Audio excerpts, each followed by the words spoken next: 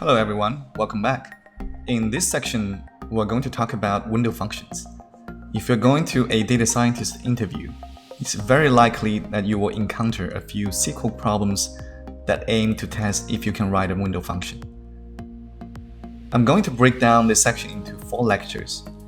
In the first lecture, I will teach you about some of the basic window functions, such as average, min, max, count, etc. In the second lecture, we're going to talk about row number, rank dense, and which can solve a lot of common use cases, such as generating ranking indexes for underlying groups, which you will encounter a lot at work. In the third lecture, I'll teach you how to get robust statistics, such as quartile, quintile, decile, median, using antile and percentile related functions. In the last lecture, we'll be focusing on lag and lead, which can be very helpful, especially when you're dealing with time series related data. Let's get started.